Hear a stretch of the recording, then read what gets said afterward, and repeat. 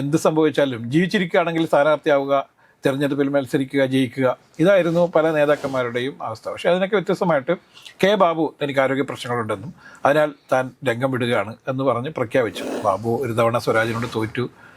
എന്നിട്ടും അദ്ദേഹം വീണ്ടും അവിടെ മത്സരിക്കാനെത്തി ആ മണ്ഡലം തിരിച്ചു പിടിച്ചതിന് ശേഷമാണ് ഒരു വിജയം കൂടി ഉണ്ടായതിനു ശേഷമാണ് അദ്ദേഹം രംഗം വിട്ടൊഴിയുന്നത്. BJPയെ സംബന്ധിച്ചിടത്തോളം A ക്ലാസ് മണ്ഡലമാണ് തൃപ്പൂണിത്തുറ. പക്ഷേ BJP അല്ല അവിടെ മത്സരിക്കുന്നത്.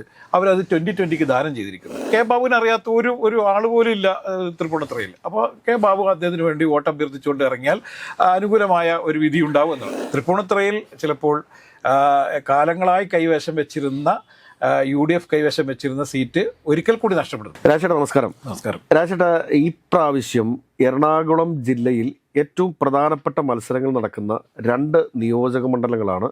ഒന്ന് തൃപ്പൂണിത്തുറയും അതോടൊപ്പം തന്നെ വൈപ്പിനും. ഈ 2 മണ്ഡലങ്ങളിലും പരസ്പരം അങ്ങോട്ടും ഇങ്ങോട്ടും ചില ചാഞ്ചാട്ടം. തൃപ്പൂണിത്തുറ കഴിഞ്ഞ പ്രാവശ്യം UDFന് വേണ്ടിയിട്ട് ശ്രീ കെ ബാബുവാണ് മത്സരിച്ച് വിജയിച്ചത്. കഴിഞ്ഞ നമ്മുടെ വൈപ്പിനിൽ LDFന് വേണ്ടിയിട്ട് ശ്രീ ഉണ്ണികൃഷ്ണനാണ് മത്സരിച്ച് വിജയിച്ചത്.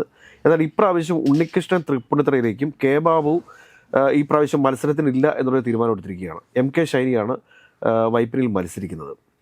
ഒരു പക്ഷേ തൃപ്പൂണിത്തുറ LDF പിടിച്ചെടുക്കാനും എന്നാൽ വൈപ്പിൻ നഷ്ടപ്പെട്ടു പോകാനായിട്ടുള്ള ചില സാധ്യതകൾ മുന്നിൽ കാണേണ്ടതില്ലേ? നമുക്ക് തൃപ്പൂണിത്തുറൻ്റെ ഒരു ചരിത്രം എടുത്ത് നോക്കി അറിയാം. ദീർഘകാലം കെ ബാബു ആയിരുന്നു തൃപ്പൂണിത്തുറയുടെ ബാബുച്ചേട്ടൻ. അതായത് തൃപ്പൂണിത്തുറയുടെ പര്യായമായി മാറിയ കെ ബാബു ഇത്തവണ മത്സരരംഗത്തില്ല. ബാബു ഒരു തവണ സ്വരാജിനോട് തോറ്റു.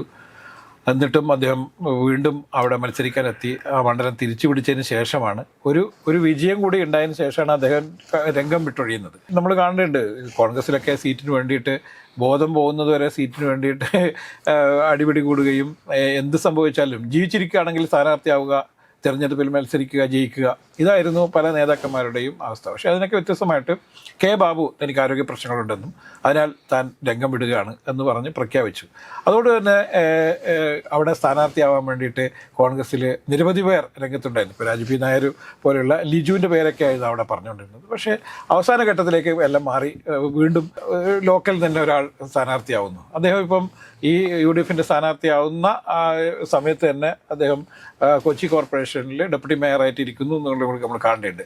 കഴിഞ്ഞ പ്രാവശ്യം വൈപ്പിനിൽ അദ്ദേഹം സ്ഥാനാർത്ഥിയാവുന്ന സമയത്ത് അദ്ദേഹത്തെ അധികം ആളുകൾക്ക് അറിയില്ല. പക്ഷേ ഇപ്പോൾ ഒരു വൈപ്പിനിലൊരു തെരഞ്ഞെടുപ്പിൽ അദ്ദേഹം തോറ്റു. ഉണ്ണികൃഷ്ണനോടാണ് തോറ്റത്. ഇത്തവണ വീണ്ടും ഉണ്ണികൃഷ്ണനെ നേരിടാൻ വേണ്ടി ഉണ്ണികൃഷ്ണൻ തൃപ്പൂണിത്തുറയിലേക്ക് മാറിയപ്പോൾ അതിൻ്റെ പുറകെ തന്നെ ദീപക് ജോയിയും മാറുന്നു തൃപ്പൂണിത്തുറയിലേക്ക് എന്നുള്ളതാണ്. അപ്പോൾ തൃപ്പൂണിത്തുറയിൽ ഇത്തവണത്തെ മത്സരം കടുക്കുന്നത് എന്തുകൊണ്ടാകും? കാരണം ബാബു എന്ന സ്ഥാനാർത്ഥി ഇല്ലാതാവുന്നു എന്നുള്ളതാണ്. രണ്ടാമത് കാലാകാലമായി BJPക്ക് അത്യാവശ്യം വോട്ട് ബാങ്കുള്ള സ്ഥലമാണ് തൃപ്പൂണിത്തുറ.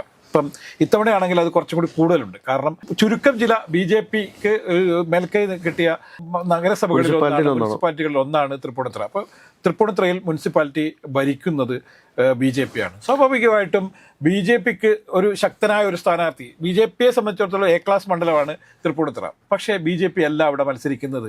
അവരത് 2020 ദാനം ചെയ്തിരിക്കുന്നു. ഞാൻ കാര്യം ചോദിക്കട്ടെ, ഇപ്പോൾ ഈ അഞ്ജലി നായരാണ് അവിടെ ഒരു സിനിമാ താരമാണ് അവിടെ മത്സരിക്കുന്നത്. ഈ സിനിമാ താരം എന്ന് പറയുമ്പോഴത്തേക്ക് ഒരു സൂപ്പർ സ്റ്റാർ ഒന്നുമില്ല, ഒരു സെക്കൻഡ് ഹീറോയിൻ എന്നൊക്കെ പറയാം. എനിക്ക് തോന്നുന്നു പുലിമുരുകനിലൊക്കെ അവർ പുലിമുരുകന്റെ അമ്മയായിട്ടുള്ള പല സിനിമകളിലും വളരെ ചെറിയ അവര് തൃപ്പൂണിത്തുറയിൽ ഈ പറയുന്ന NDAയുടെ സ്ഥാനാർത്ഥിയായിട്ട്, പ്രത്യേകിച്ച് ഒരു BJPയുടെ ഒരു A ക്ലാസ് മണ്ഡലത്തിൽ ഒരു NDA സ്ഥാനാർത്ഥിയായിട്ട് മത്സരിക്കാനായിട്ടുള്ള ഒരു ക്വാളിഫൈഡ് ആണോ? അവർ ക്വാളിഫൈഡ് ആണോ എന്ന് ചോദിച്ചാൽ അത് ഈ പിന്നെ കാലാകാലമായിട്ട് ഈ 2020 എന്ന് പറഞ്ഞ ഒരു കപട രാഷ്ട്രീയക്കാരൻ നടത്തുന്ന ചില കുൽസിത ശ്രമങ്ങളുടെ ഭാഗമായിട്ട് വേണം അതിനെ കാണാൻ. സാബു ജേക്കബിനെ സംബന്ധിച്ച് ഒരു ഹോബിയാണ്. ഇപ്പോൾ നമുക്ക് സ്റ്റാമ്പ് കളക്ഷൻ എന്നൊക്കെ പറയുന്നില്ലേ എന്ന് പറയുന്ന മാതിരി ഉള്ളൊരു ഹോബിയാണ് അദ്ദേഹത്തിന് മറ്റേ രാഷ്ട്രീയ പ്രവർത്തനം. അത് ഇപ്പം കഴിഞ്ഞ ദിവസം ഒരു തമാശയായിട്ട് ഒരു പരസ്യം പോലെ ഒരു സാധനം ഇട്ടിട്ടുണ്ടായിരുന്നു. അതായത് ഒരു 4 സിനിമയിൽ അഭിനയിച്ചിരിക്കണം, അത്യാവശ്യം സൗന്ദര്യമൊക്കെ ഉണ്ടാവണം, അങ്ങനെയാണെങ്കിൽ നിങ്ങൾക്ക് 2020 സ്ഥാനാർത്ഥിയാവാം. പേരുള്ള നിർബന്ധമില്ല. ഇല്ല 2020 സ്ഥാനാർത്ഥിയാവാം. ഇപ്പൊ അദ്ദേഹം പ്രഖ്യാപിച്ച 2 സ്ഥാനാർത്ഥികൾക്ക് വോട്ടില്ലാത്തതുകൊണ്ട് ഔട്ടായി പോകുന്നൊരു സ്ഥിതിയൊക്കെ നമ്മൾ കണ്ടു. അപ്പം 2020 അല്ലെങ്കിൽ അതുപോലെ തന്നെ BJP ഒന്നും ഈ തെരഞ്ഞെടുപ്പിൽ തൃപ്പൂണിത്തുറ പോലുള്ള മണ്ഡലത്തെ വളരെ സീരിയസ് ആയിട്ടല്ല കണ്ടിരിക്കുന്നത് എന്നുള്ളത് കൊണ്ട് നമ്മൾ കാണണം. അവിടെ മത്സരിച്ച ഡോക്ടർ KS രാധാകൃഷ്ണനൊക്കെ മത്സരിച്ച് വലിയ മത്സരമൊക്കെ കാഴ്ചവെച്ചൊരു സ്ഥലത്താണ് നെക്സ്റ്റ് ടൈം ആകുമ്പോഴേക്ക് അവിടെ അവരത് BJP സീറ്റേ വിട്ട് കളയുന്നു. സാബുൻ ജേക്കബ് വളരെ ദുർബലമായ ഒരു സ്ഥാനാർത്ഥിയെ കൊണ്ട് നിർത്തുകയൊക്കെ ചെയ്തു. ഇതൊരു എന്താ പറയുന്നത്, അസോസിയേഷൻ തെരഞ്ഞെടുപ്പിലൊക്കെ ആളുകളെ സ്ഥാനാർത്ഥിയാക്കുന്ന ഒരു മാനസികാവസ്ഥയിലാണ് ഇദ്ദേഹം ആ സ്ഥാനാർത്ഥിയെ കൊണ്ടുവന്നത്. അപ്പം അതുകൊണ്ട് തന്നെ ഇത്തവണ രണ്ട് പാർട്ടികൾ തമ്മിലുള്ള മത്സരമാണ് അവിടെ നടക്കുന്നത് നമ്മൾ പറയുന്നത്. കാരണം LDF UDF തമ്മിലുള്ള മത്സരമാണ്. NDA ചിത്രത്തിൽ ഇല്ല എന്ന് വേണം നമ്മൾ അതിൽ കാണാൻ വേണ്ടിയിട്ട്. അപ്പോൾ അതുകൊണ്ടാണ് ഈ അവിടുത്തെ തെരഞ്ഞെടുപ്പ് കടുക്കുന്നത്. ഒന്ന്, ബാബു ഇല്ലാത്ത, വർഷങ്ങൾക്ക് ശേഷം ബാബു ഇല്ലാത്തൊരു തെരഞ്ഞെടുപ്പ് നടക്കുന്നു. അതുപോലെ തന്നെ NDAക്ക് ശക്തരല്ലാത്ത അല്ലെങ്കിൽ BJPക്ക് ശക്തനല്ലാത്ത സ്ഥാനാർത്ഥി അവിടെ വരുന്നു എന്നുള്ളത് അവിടുത്തെ മത്സരത്തെ മറ്റൊരു രീതിയിലേക്ക് കൊണ്ടുപോകും എന്ന് തന്നെ നമ്മളതിനെ വിലയിരുത്തേണ്ടത്. ഇപ്പോൾ ഈ രണ്ടുപേരും രണ്ട് തരത്തിൽ ഈ ജനങ്ങൾക്കിടയിൽ വലിയ സ്വാധീനം ചെലുത്താൻ സാധ്യതയുണ്ട്. ഒന്ന്, കെ ബാബു സ്പോൺസർ ചെയ്ത സ്ഥാനാർത്ഥിയാണ് ഇത്തവണത്തെ UDF സ്ഥാനാർത്ഥി എന്ന് നമ്മൾ ഇതിൽ കാണുന്നുണ്ട്. ബാബുവിനെ ധിക്കരിച്ചുകൊണ്ട് മറ്റൊരാൾ അവിടെ സ്ഥാനാർത്ഥിയാവാൻ വന്നാൽ അത് തിരിച്ചടിക്ക് കാരണമാവും എന്നുള്ളത് കൊണ്ടാണ് കെ ബാബു നിർദ്ദേശിച്ച ഒരാളെ തന്നെ അവിടെ സ്ഥാനാർത്ഥിയാക്കിയത്. കെ ബാബുവിനെ അറിയാത്ത ഒരു ആൾ പോലും ഇല്ല തൃപ്പൂണിത്തുറയിൽ. അപ്പോൾ കെ ബാബു അദ്ദേഹത്തിന് വേണ്ടി വോട്ട് അഭ്യർത്ഥിച്ചുകൊണ്ട് ഇറങ്ങിയാൽ അനുകൂലമായ ഒരു വിധി ഉണ്ടാവും എന്നാണ്. പക്ഷെ അതിനകത്ത് മറ്റൊരു മറുവശം കൂടിയുണ്ട്. ഈ കെ ബാബുവിനെ കൊണ്ട് ദീപക് ജോയുടെ പേര് പറയിപ്പിച്ചത് VD സതീശനാണ് എന്ന ഒരു, അതായത് കെ ബാബുവിന്റെ മേലെ സമ്മർദ്ദം ചെലുത്തി ദീപക് ജോയുടെ പേര് പറയിപ്പിക്കുകയായിരുന്നു എന്നൊരു മറുവാദം കൂടി അതിനകത്തുണ്ട്. അല്ല, ഉണ്ട്, ശരിയാണ്. നമ്മൾ ഈ തിരഞ്ഞെടുപ്പിൽ സ്ഥാനാർത്ഥിയായി വരുന്നത് പല തരത്തിലാണല്ലോ, പല തരത്തിലും. ഇപ്പം നമ്മൾ നേരത്തെ ഒരു ഇതിൽ പറഞ്ഞ പോലെ പല ഡീലുകളാണ്, അപ്പം പല താല്പര്യങ്ങളാണ്. അപ്പം ഇവിടെ ബാബു ഇല്ലാത്തൊരു തെരഞ്ഞെടുപ്പിൽ UDFന്റെ സാധ്യത എന്ത് എന്നുള്ളത് പരിശോധിക്കപ്പെടേണ്ടത് തന്നെയാണ്. എന്ത് സംഭവിക്കും എന്നുള്ളത് ശരിക്കും വലിയ കൗതുകത്തോട് തന്നെ നോക്കേണ്ടതാണ്. തൃപ്പൂണിത്തുറയിൽ എന്ത് സംഭവിക്കും? തൃപ്പൂണിത്തുറ UDFന് നഷ്ടമാവുമോ? ഉണ്ണികൃഷ്ണൻ അവിടെ എല്ലാ തരത്തിലും സ്വാധീനമുള്ള ആളുകൂടിയാണ് ഉണ്ണികൃഷ്ണൻ നമ്മളിൽ കാണുന്നത്. ഇപ്പോൾ വൈപ്പിനിൽ അദ്ദേഹം കഴിഞ്ഞ പ്രാവശ്യം UDFന് ജയിക്കാൻ സാധ്യത ഉണ്ടായിട്ട് പോലും വൈപ്പിൽ പിടിച്ചതെന്ന് പറഞ്ഞാൽ ഉണ്ണികൃഷ്ണൻ ആയതുകൊണ്ടാണ്.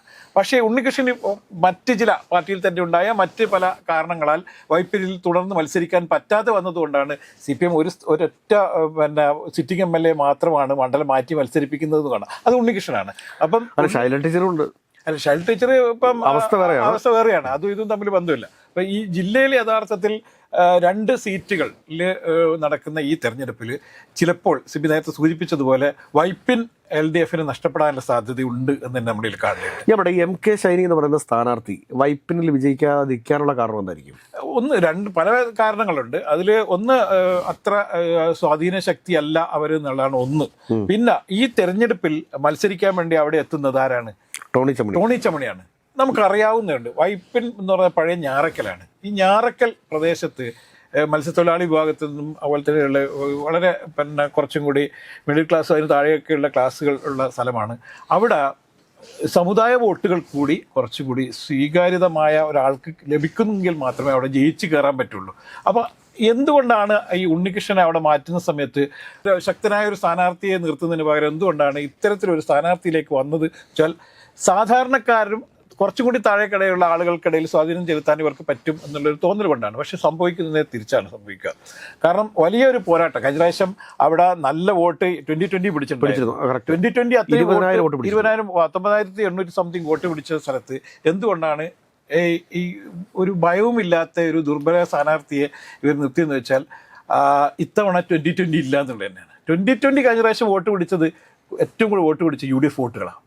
അപ്പോൾ UDF വോട്ടുകൾ അധികം പിടിച്ചതുകൊണ്ട് മാത്രമാണ് കഴിഞ്ഞ പ്രാവശ്യം ഉണ്ണികൃഷ്ണൻ ജയിച്ചതെന്നൊരു അതുകൊണ്ട് ഇത്തവണ ഈ 2020 ഇല്ല എന്നുള്ളത് മാത്രമല്ല, BJPക്ക് അത്ര വലിയ സ്വാധീനമുള്ളൊരു സ്ഥലം കൂടിയല്ല വൈപ്പിൻ എന്നുള്ളത് കൊണ്ട്. പിന്നെ കഴിഞ്ഞ പ്രാവശ്യം സ്ഥാനാർത്ഥിയും അത്യാവശ്യം എഫിഷ്യന്റ് ആയിട്ടുള്ള ഒരു സ്ഥാനാർത്ഥി, ഒരു വെൽനസ് ട്രെയിനർ ആയിരുന്നു ഷൈനി, അങ്ങനത്തെ പേരുള്ളൊരു. അല്ല, കഴിഞ്ഞ പ്രാവശ്യം അതുകൊണ്ട് കഴിഞ്ഞ നിയമസഭാ തെരഞ്ഞെടുപ്പിലുള്ള രാഷ്ട്രീയ പശ്ചാത്തലമല്ല ഈ 2 മണ്ഡലത്തിൽ നിന്നാണ് ഞാൻ പറഞ്ഞത്.